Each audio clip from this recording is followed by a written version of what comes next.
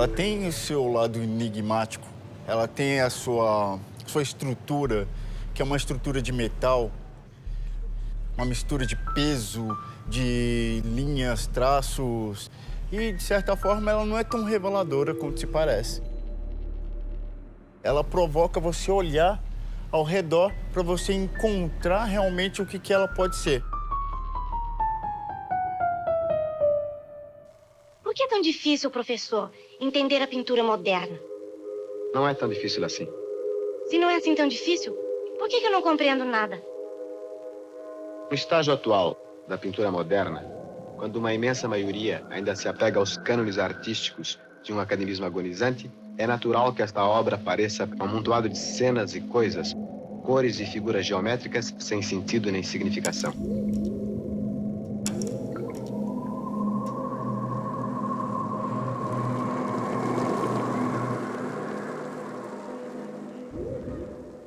A arte contemporânea, ela nasce com a substituição de quadros por espelhos no início do século XVIII, quando os espelhos começam a atingir uma proporção que permite que eles tenham a mesma superfície de um quadro. O público altera o seu comportamento em função desta imagem, ou seja, o público vê a si mesmo como um quadro.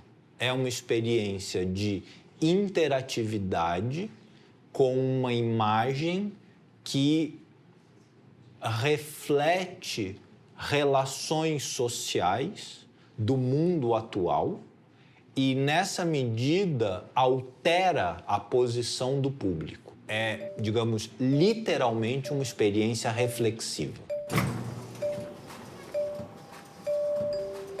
Sempre uma mesma pessoa tem opiniões opostas sobre uma coisa. Tem vários lados que são verdadeiros ao mesmo tempo, muitos desses lados opostos entre si, descobrindo o que cada pessoa pensa sobre as coisas. Tudo bem, Paula? Como vai? Para mim, é o fator que constrói o valor brasileiro, está atribuído à colonização e ao imaginário hegemônico branco do que se é o Brasil, do que se é o brasileiro. A colonização sozinha, ela não dá conta de explicar o Brasil. É uma questão que foi superada logo após o processo de dependência. As forças sociais, as relações de consumo, as estruturas mentais entre as pessoas são mais fortes do que simplesmente a colonização enquanto instituição. O museu, ele é a instituição que permite colocar em confronto passado, presente e futuro. Eu acho que a gente está num momento de rever vários valores, questionar essa herança histórica, questionar essa herança colonial, questionar essa herança escravocrata, questionar essa herança classista, questionar esse país de um poço profundo. E eu só consigo ser otimista se a gente, de fato, questionar todos. Acho que eu sou otimista quanto aos valores. Você vê os resultados que a gente está tendo assim, em termos de instituições e de mercado. A gente teve 3 grandes centros culturais abrindo em São Paulo nos últimos 12 meses. A gente teve a Japan House, a gente teve o Instituto Moreira Salles na Paulista e a gente teve um novo Sesc maravilhoso na 24 de maio. Então eu sou otimista nesse sentido.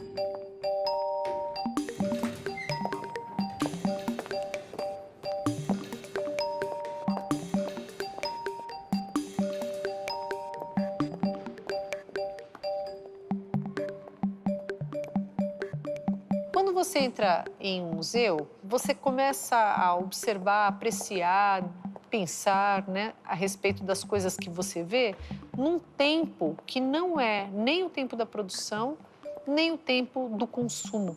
O museu, ele proporciona, portanto, uma experiência com o tempo e com o espaço na qual você não é cobrado, você não é instado, você não é levado a fazer alguma coisa.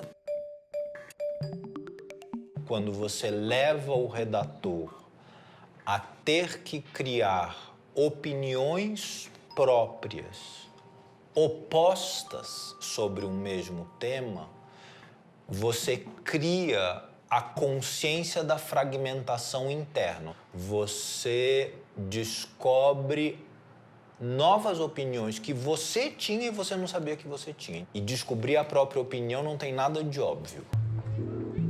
Os museus, eles são, ao menos deveriam ser, grande ponto de encontro de muitas realidades, de muito desejo e de muitas diferenças.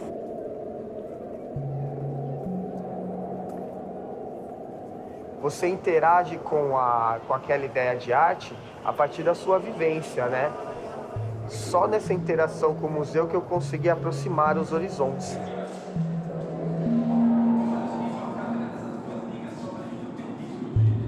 Eu tirei o plástico por causa de pensar um rio aqui, nesse negócio. É ótimo que tenha museu, mas, na verdade, eu acho super bacana a ideia agora da arte sair do museu. Agora não, essa ideia já tem uns 30, 40 anos, de você poder fazer arte de outros tipos em outros lugares.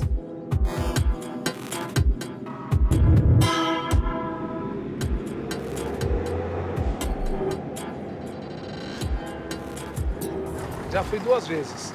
Né? Apesar que eu trabalho em frente aqui, mas fui só 2 vezes. Preciso voltar mais vezes. Eu nunca visitei lá porque eu nunca tive vontade assim, de conhecer essas coisas assim. É por isso, nunca me acendeu a vontade mesmo de conhecer esse lugar. O distanciamento do grande público em relação aos museus no Brasil vem de uma situação histórica, na medida em que os museus no Brasil eles foram implantados essencialmente durante a Primeira República, com um modelo de sociedade patriarcal que entende que as classes populares devem ser levadas aos museus para adquirirem hábitos civilizados. É um modo de você, de uma certa maneira, reprimir o corpo das classes populares.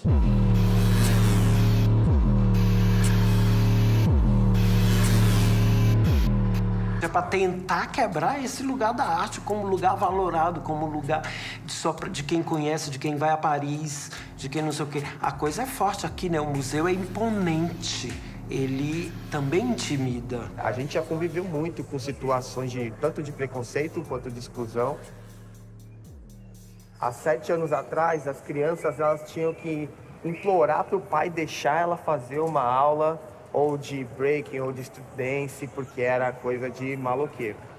Hoje em dia, eu já vejo pais que acompanham, que fazem questão de levar o filho junto, porque eles já são pessoas que tiveram vivência no período deles. Muitas normas e muitas percepções são concebidas a partir de um certo tipo de indivíduo. Os homens brancos, né? Que se colocam, né, de maneira dominante nas sociedades, sobretudo nas sociedades ocidentais.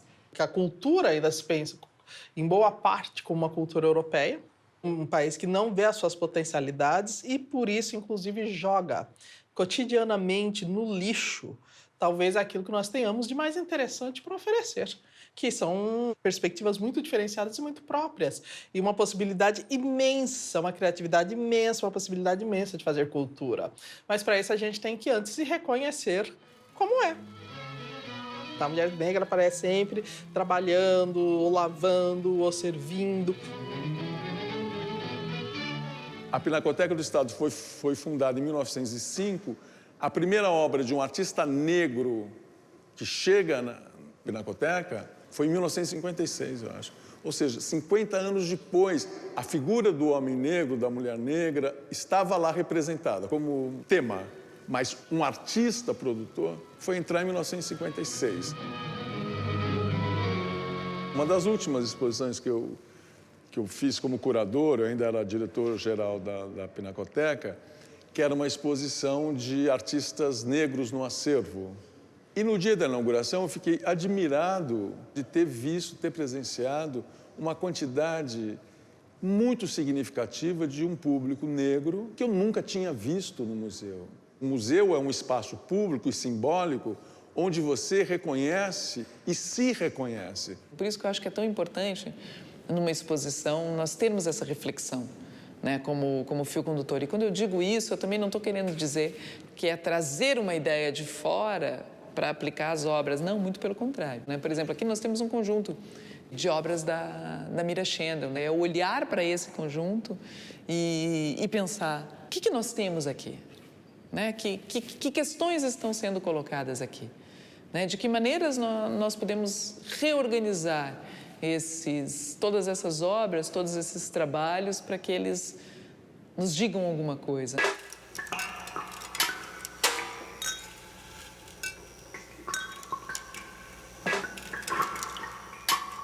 Uma época assim que se seguia a eclosão da problemática da AIDS. Eu escolhi artistas jovens e que espelhavam, de alguma forma, aquela realidade dolorosa que estava se vivenciando a partir do fim da década de 80.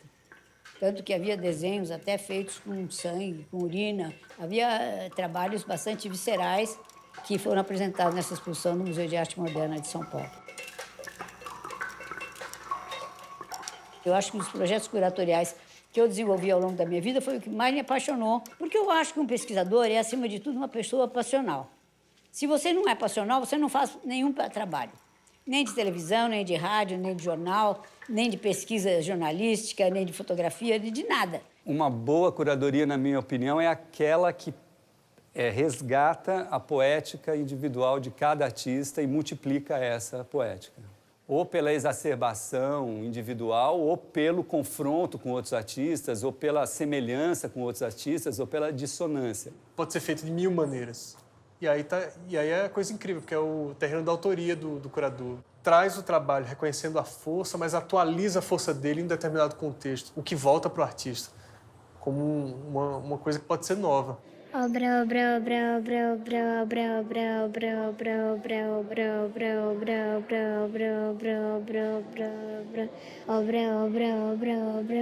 Quando eu coloco uma linha no papel, essa linha faz o vazio daquele papel existir. O rastro que ela fez do movimento dela ficou marcado no espaço.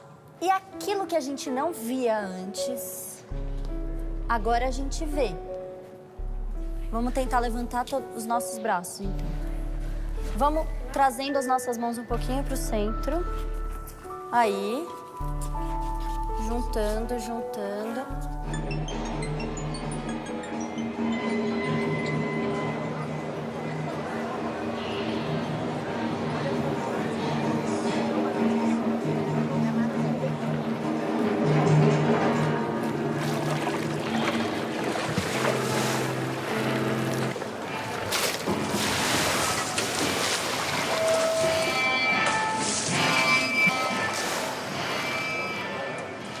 Eu tenho muitos amigos aqui no MAN, sabe?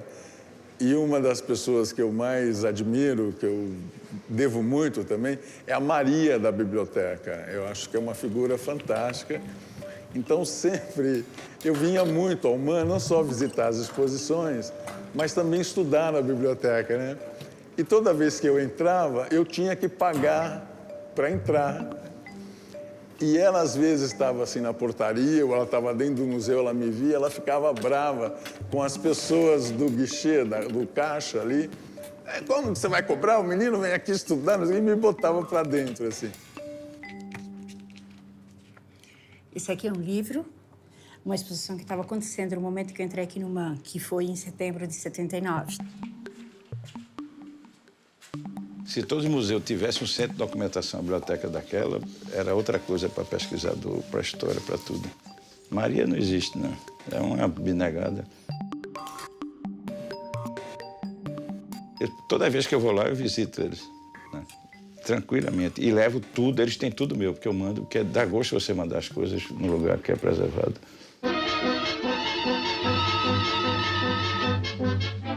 Em 4 séculos de trabalho, eis o resultado. Uma das maiores cidades do mundo, a cidade que mais cresce no universo. 4 séculos de vida, 4 casas por hora. Crescer construindo a grandeza do Brasil. E eu posso dizer que eu, culturalmente, mesmo intelectualmente, na área de artes, eu me formei no Museu de Arte Moderna de São Paulo.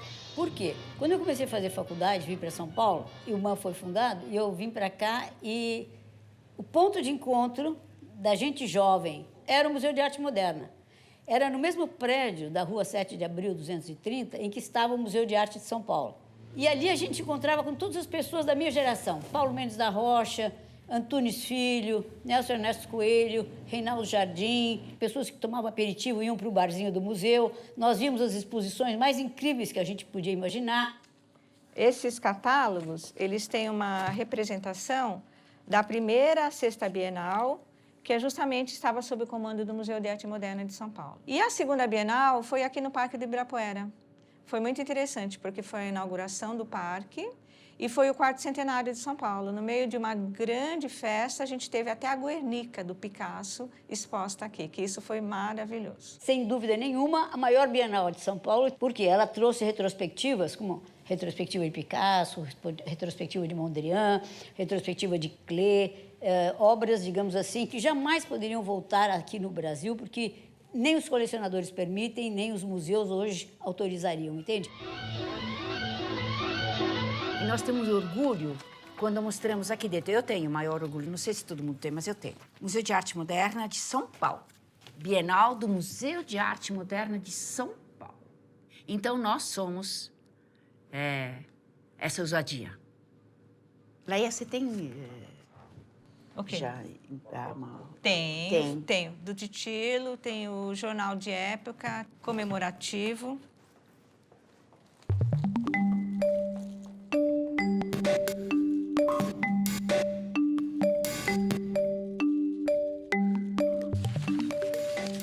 Titilo Matarazzo e a dona Yolanda Penteado. Ele fez uma tratativa e doou todo o acervo do MAN, acervo de artes, documental, mobiliário, para a USP. Para a USP criar um museu para os estudantes. Havia uma controvérsia ali naquele momento e alguns diretores impediram que o nome Museu de Arte Moderna fosse levado para a USP. Então, a USP criou o Museu de Arte Contemporânea, que era, de início, fundamentalmente, o antigo MAN. E o MAN, ele, durante alguns anos, ele permaneceu como uma ideia, como um projeto. Ele deixou de existir, de fato. E daí há uma cisão. O Museu de Arte Moderna fica só com um pequeno grupo de entusiastas que se reuniam no barzinho do Instituto dos Arquitetos, chefiado justamente por Paulo Mendes de Almeida e Dinar Lopes Coelho. Eu sou da turma que acredita que hoje nós estamos num novo MAN, nós não estamos no antigo MAN. Porque o antigo MAN foi fundado há 70 anos atrás, que continuou sua história dentro da USP, e o novo MAN, que é esse daqui, que está fazendo um trabalho importante já faz algumas décadas também.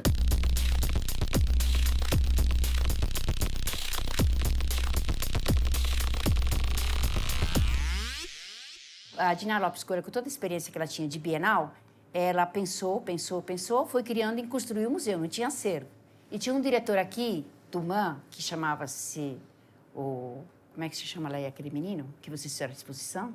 Teve um colecionador, Carlos Tamanhi, que faz, na verdade, a primeira doação para o Novo MAN. Ele tinha uma coleção de obras de arte dos nossos modernos, do Rebolo, do Penac, do Volpe. E ele falou que quando morresse, ele ia doar essas obras para o museu. Não deu outra. Ele morreu e estava escrito no testamento e vieram aqui doar. Aqui é o livro de tombo do MAN, que tem o início da primeira obra. Esse aqui que é o tamanho. Olha, Maria, essa maravilha, esse registro tão significativo. Olha, para nós isso aqui é uma joia rara. 69 é o começo do outro começo. Na realidade, o Panorama 69 foi uma idealização para se retomar aqui o espaço. Que então serviu para colocar o MAN no mapa, dar início a um processo de aquisição de obras. Então é um acervo novo, é um museu novo, era um museu que colecionava arte brasileira e arte internacional. Este MAN coleciona obras de arte brasileira. A diretoria do MAN convida a arquiteta Lina Bobardi, que vem aqui e cria toda uma nova estrutura para o museu. Em 1982, finaliza em 83, e o MAN tem uma característica totalmente diferenciada. O espaço é aberto, tem os vidros.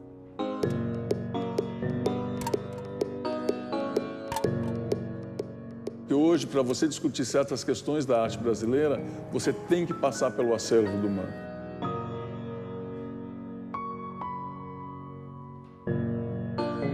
O acervo, ele vai me dar certos encaminhamentos para a ampliação dele mesmo. Então, se eu tenho uma artista jovem, uma artista em meio de carreira, que tem uma produção interessante, quais as relações dessa produção, dessa artista, com as obras que eu já tenho na minha coleção? É muito mais tranquilo eu conseguir uma Leda para mim, se eu tiver já no meu acervo Tarsila, se eu tiver artistas que trabalham com a questão da sensualidade da forma na arte brasileira, isso vai ajudar muito mais, porque eu consigo colocá-la dentro de uma narrativa que amplia o significado de arte brasileira.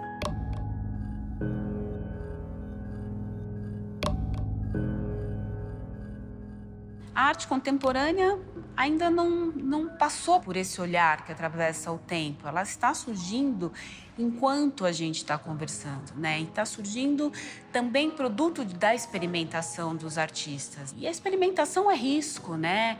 É tentar achar soluções que são as que fazem sentido para a arte deste momento.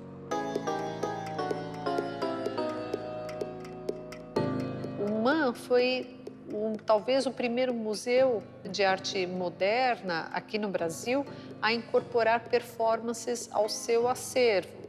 Então, o que nós temos, né, nesses casos, são instruções de como essas performances devam ser realizadas.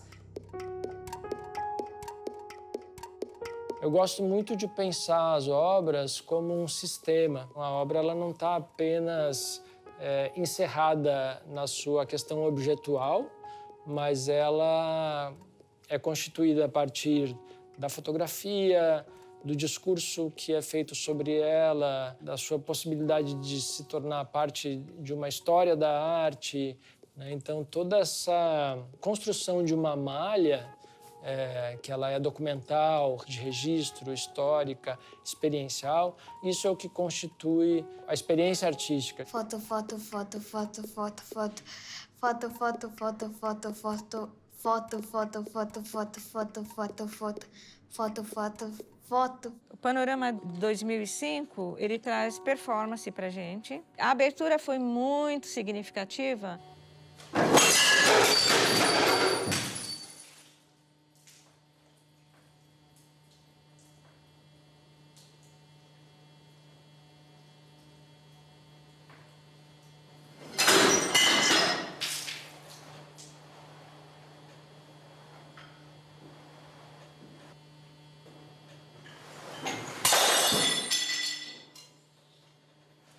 De uma forma simbólica, ele está nos dizendo que em 1/10 de segundo a gente pode ter uma transformação que pode mudar totalmente um momento, uma vida.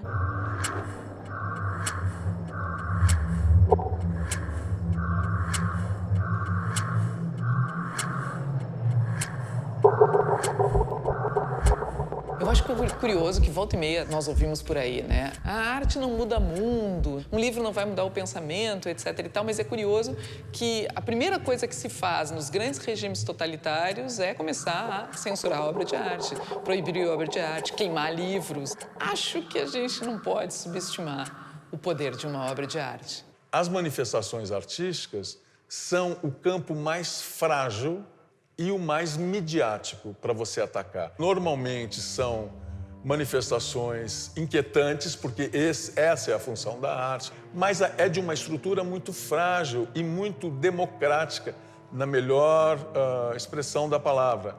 Então, eles sabem que eles podem invadir o museu, porque ninguém vai impedi-los de entrar. E isso impede, inclusive, que se discuta esse tipo de produção que é exibida. Isso é o problema mais grave. Aí está, talvez, o lado melhor dessa exposição. Ele propõe reflexão.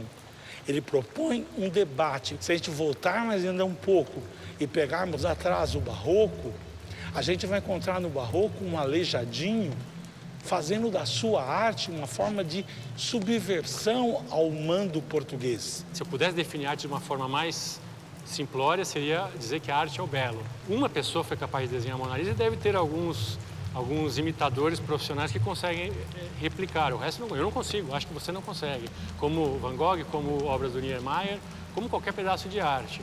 Agora, se você considerar que uma pessoa nua, um homem nu, deitar e se deixar tocar e movimentar de forma inerte pelo público é uma arte, o mundo tem 7 bilhões de artistas. Todo mundo é capaz de fazer isso. Enquanto artista, eu não julgo. Eu acho necessária a nudez. Enquanto, agora uma opinião pessoal, enquanto uma pessoa com valores, com uma moralidade específica, enquanto muçulmano, eu não consumiria esse tipo de arte. Por acreditar que a nudez, ela cabe a mim, ao meu espaço privado. Havia algo sexual que poderia traumatizar uma pessoa, porque mesmo com roupa eu sou traumatizada todos os dias, quando eu saio da minha porta da minha casa. Porque além de eu ser um símbolo de objeto sexual, eu sou uma mulher gay, sou uma mulher negra, onde afeminada, onde eu andando na rua com esse cabelo, com essa roupa, com esse corpo, mesmo vestida, a pessoa consegue me imaginar nu e fazer um assédio dentro do metrô.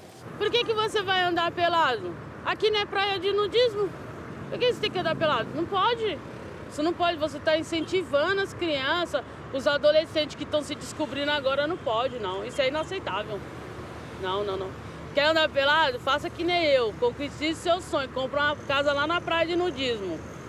Meu sonho é esse. Logo mais, se Deus quiser. Nasci pelado, quero viver pelado. Esse negócio de roupa não dá certo pra mim, não. Essa coisa diferente, que antes seria visto como uma curiosidade da arte, etc., ela cai facilmente numa narrativa de exclusão, de privação de direitos, de destruição de práticas culturais que existiam antes e que agora, academicamente, é imposto que elas não valem mais. Então, nesse ponto, o museu, inocentemente, ele vira alvo de uma coisa, vira tela, mas que é o verdadeiro alvo, é alguma coisa que está por trás dele, que as pessoas querem destruir, que não está bom para elas.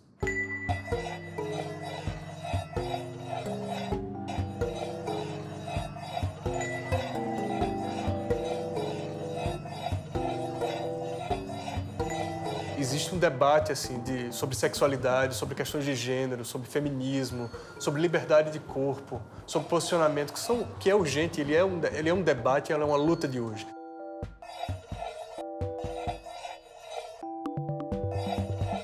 O avanço do capitalismo global junto com a inovação tecnológica implicará níveis crescentes de exclusão social e econômica. E a gente assiste hoje a um fenômeno mundial de tentativa de botar mais muro, de botar mais fronteira, de controlar a imigração. Ilhas, digamos assim, de prosperidade dentro de um todo de exclusão e de desigualdade. É o medo. Como é que eu vou encarar essa realidade, esse mundo novo que não me garante nada? E aí a gente tem essas tentativas absolutamente malucas de voltar a um passado que seria o bom e velho, né? Os bons e velhos tempos, os anos dourados. Anos dourados para quem?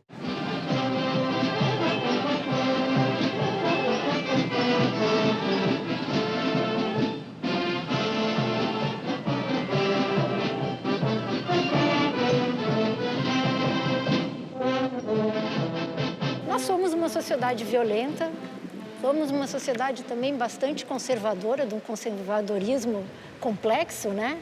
Mas que está sendo muito manipulada, né? Eu acho que, inclusive, a questão das mídias sociais, ela contribuiu muito ultimamente para esse fortalecimento dessas posturas, né, radicais. Faz parte da carreira do artista, é o risco, né?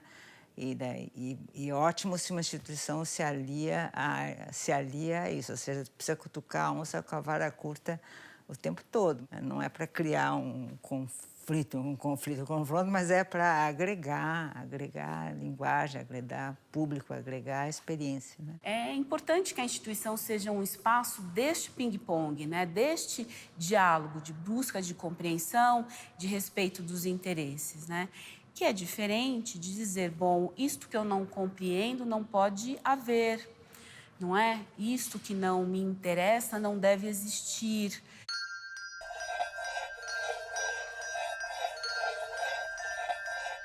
Nós somos uma das sociedades mais desiguais do mundo. Eu fico muito irritada com o Brasil muitas vezes, porque a impressão que dá é que é assim porque Deus quis que fosse. Parece que Deus passou de mau humor um dia aqui por cima do Brasil e falou, olha, serão desiguais. Nenhuma sociedade é desigual por causa disso. Ela é desigual porque nós tivemos mais de 300 anos de escravidão. E isso reflete na sociedade. Um país que não se reconhece como ele não vai querer se ver no espelho. Essa é a realidade. Ele vai sempre fechar algumas portas. O perigo de uma sociedade sem reflexão, uma sociedade sem pensamento, uma sociedade sem educação, né? O perigo é ela ser enganada, né? Que é o que se vê de uma maneira geral, né? Porque ela não vai ter uma resposta crítica àquilo que querem lhe impor, né? Então termina por ser uma sociedade mais facilmente oprimível. Os processos de massificação cultural, eles estão ligados a um processo de massificação alimentar também. É uma das formas de manipulação e de controle do pensamento. Elas se tornam sociedades menos competitivas, muito menos aptas a se modificar de acordo com o progresso da história. E elas se tornam sociedades em que o poder está muito mais concentrado na medida em que se mantém as estruturas de poder a longo prazo.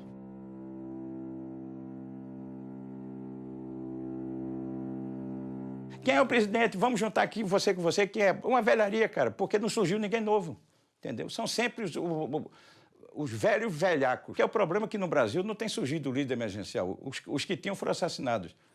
E essa juventude foi toda anestesiada, cara. Tanto no caso da arte, que tentam censurar, quanto no caso do ativista, que é morto por pensar diferente de um determinado grupo, esses casos serão resolvidos numa democracia se as instituições estiverem fortes o suficientes para se impor perante o arbítrio. Se você não tem isso, você está vivendo numa sociedade totalitária, onde uma coisa equivale à outra. A Dorothy Stang, o Chico Mendes, essa questão da pistolagem, ela sempre esteve presente na história do Brasil. Incomoda, a gente elimina.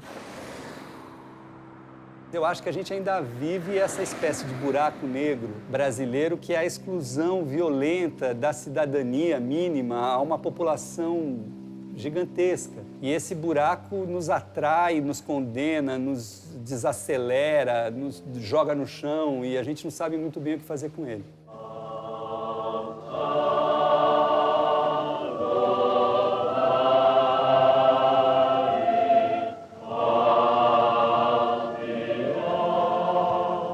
No Brasil, nós não temos uma visão correta do nosso passado. Isso impede a gente de ter lições para enfrentar o presente, prevendo o futuro. O Brasil é um país sem projeto. O brasileiro é aberto, mas o brasileiro não é cultivado, porque o brasileiro não é culto, a maior parte da sua população, entende? A pedra fundamental para a alteração do Brasil é a educação. Enquanto não houver uma revolução drástica na área de educação entre nós não temos ainda perspectiva para poder falar num futuro de uma forma segura, entende? Vai precisar de muita educação, mas não é essa que tem. Uma educação crítica, uma educação que realmente ensine a pensar. E a gente volta para aquela velha conversa da arte enquanto possibilidade de emancipação, né? Que é importante, extremamente importante. Silêncio, silêncio, silêncio, silêncio, silêncio, silêncio, silêncio, silêncio, silêncio, silêncio, silêncio, silêncio, silêncio, silêncio, silêncio, silêncio, silêncio, silêncio. Muitas vezes as pessoas elas não querem visitar os museus ou não se sentem confortáveis no ambiente dos museus porque, por algum motivo, acreditam que aquilo que é oferecido está além da sua compreensão. Daí a importância da atividade educativa, né? Porque o que nós temos para mostrar é justamente o contrário, que, como qualquer outra coisa na vida, a gente aprende. E, como qualquer outra coisa que a gente aprende, a gente pode gostar e isso pode realmente ser transformador para a sua vida. O que o Novo MAN se propõe é abrir as suas instalações a um número muito maior de pessoas, dando espaço para a expressão artística em suas diversas e renovadas linguagens.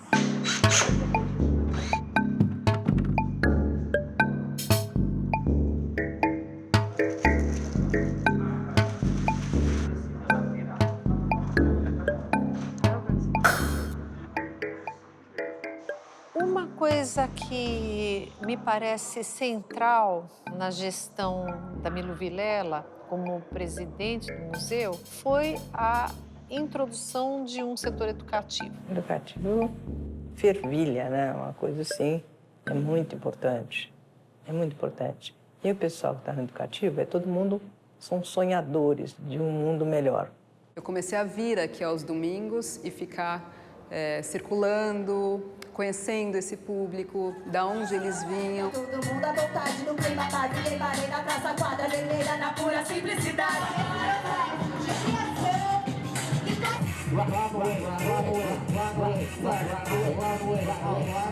Breaking no museu, isso aí é uma situação totalmente nova e um tanto inesperada. Foi a primeira vez que deu um apoio assim, para a gente ainda conseguir realizar um campeonato em frente à estrutura do museu, né?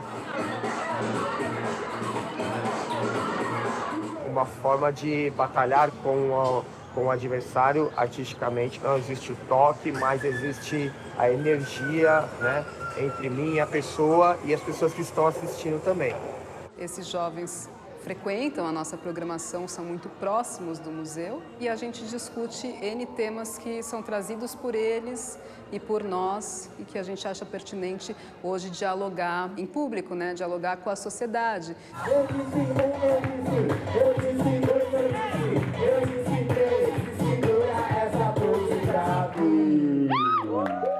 A gente já teve uma variedade de experiências, grupos com paralisia cerebral, internos da Fundação Casa que chegavam algemados na porta do museu, tiravam a algema para entrar aqui.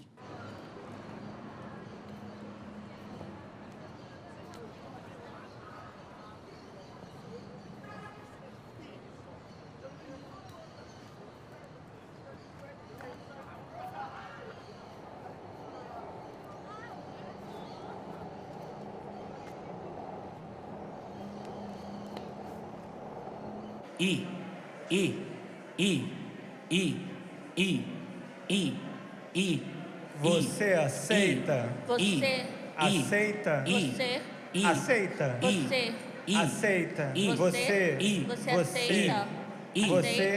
aceita? Você aceita? Você aceita?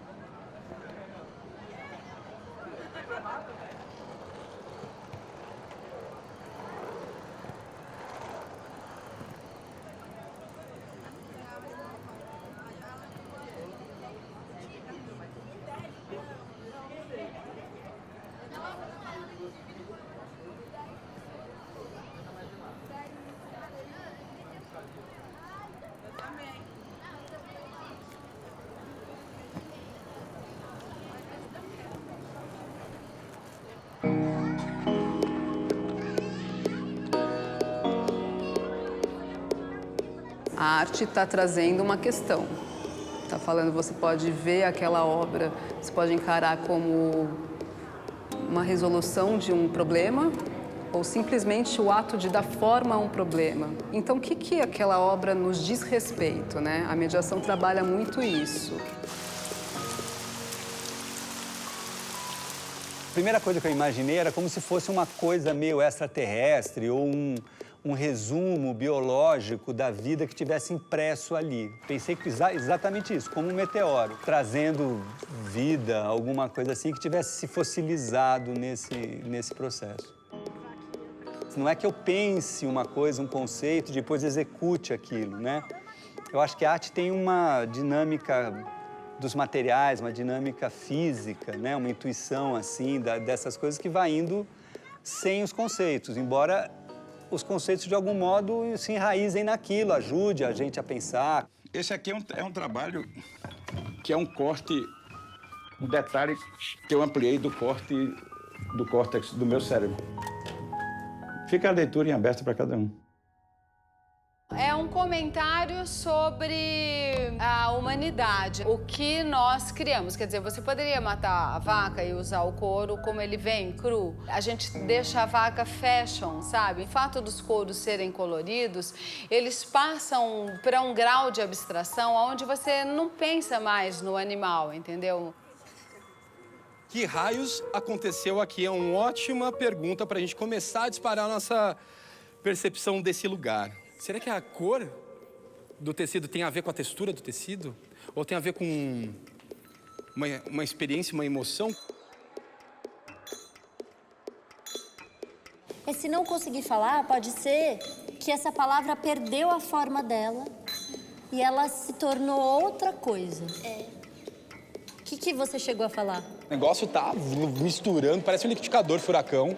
Entre nós, educadores aqui reunidos, existe uma certa rede de afetos, rede de abstrações, que são construídas sem que a gente note. Eu vou achar uma conchinha e peguei. E essas folhas de árvore balançando? Qual seria o som?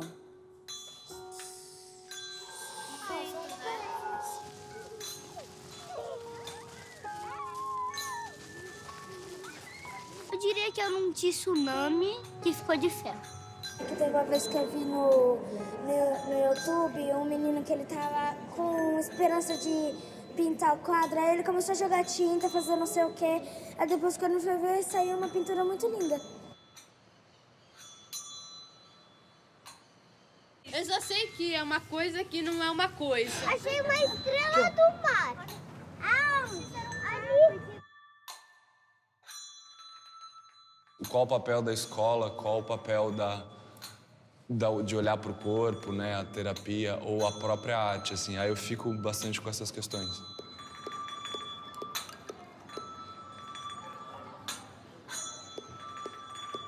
Eu acho que não tem nada que é dito que não caiba na escola. Tem coisas que não são estimuladas aqui dentro. O que não cabe na escola hoje, que eu percebo, é que não tem muito espaço para viver experiências. Seguinte, eu vou passar essa caneta pro meu lado direito, depois que eu falar uma característica de um ser vivo, beleza? A gente vai construir esse ser vivo juntos. Tem corrente sanguínea? Não. Nope. Ele veio do passado e vai para o futuro? Sim, é como o corpo tá atento na proposta. Tô no final do jogo que eu fui descobrir qual que era a regra. Pegar com a esquerda e passar com a direita. Então, eu acho que isso tem muito, acho que em relacionamentos também, tipo, relações com as pessoas, relações sociais. Eu acho que você tem que prestar atenção em todos os detalhes. Acho que até o jeito como a pessoa fala e não exatamente o que ela fala. Não. Como você está com o corpo realmente aberto para a escuta, para o encontro e para o diálogo?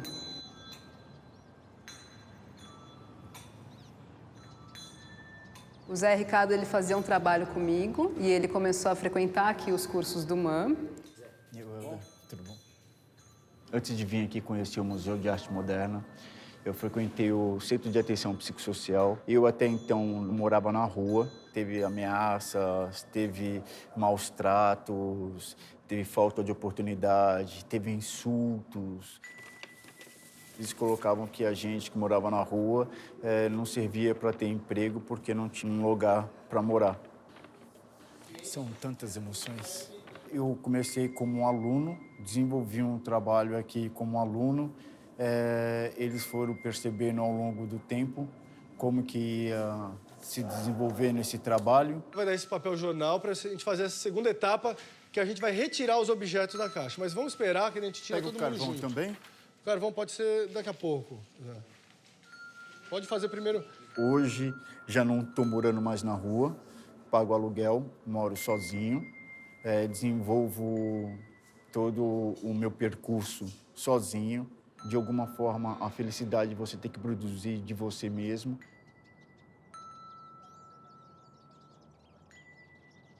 Por isso que eu me simpatizei mais por essa obra do que pelas outras, porque ela te dá toda essa reflexão, ela não te abandona.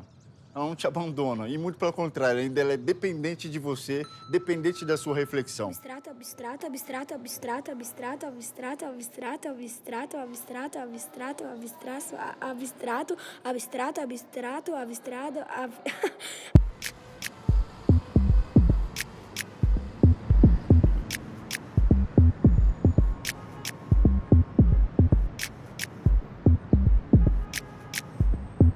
Aproveitar essa crise que a gente está vivendo e usar como oportunidade para o país se desenvolver, né? Crescer, desenvolver valores, sim, como honra, como honestidade, como ética. O trabalhador, ele quer crescer, mas como crescer se a grande maioria no Brasil ainda não ganha sequer um salário mínimo? A humanidade, de maneira geral, precisa repensar, né, o que ela está fazendo. É esse o ponto que a gente concordou, é diluir as fronteiras raciais, econômicas, enfim, seja quais forem.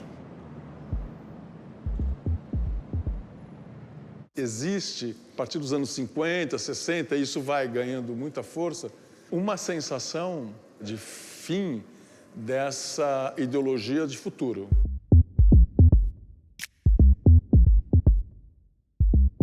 A gente vive numa realidade física na qual tudo um dia virará gás, né? Isso é o que diz a física.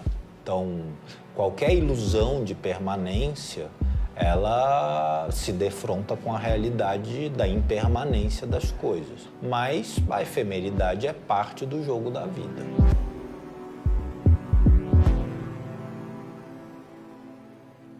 Nós somos efêmeros, porque a arte não pode ser. Mas a mortalidade, para mim, não interessa.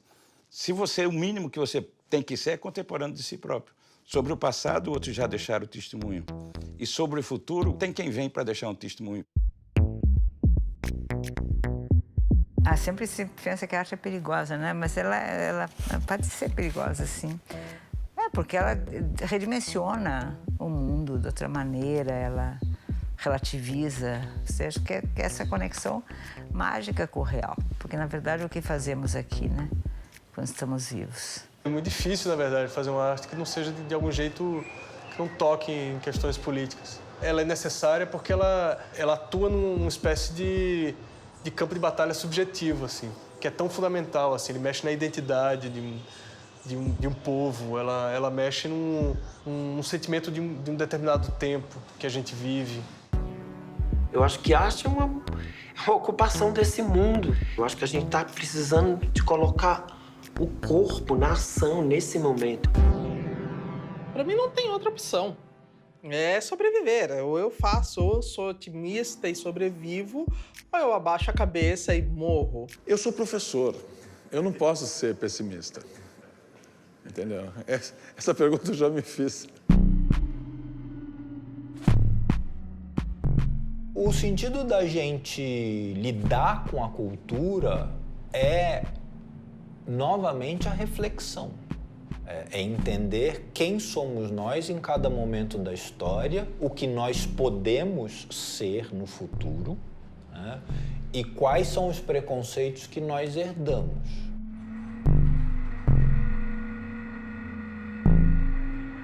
Então, quando você consegue preservar as coisas, você consegue também se reinventar. A cultura, ela consegue se reexaminar, ela consegue botar em xeque os preconceitos e, nessa medida, ela consegue enxergar futuros possíveis diferentes.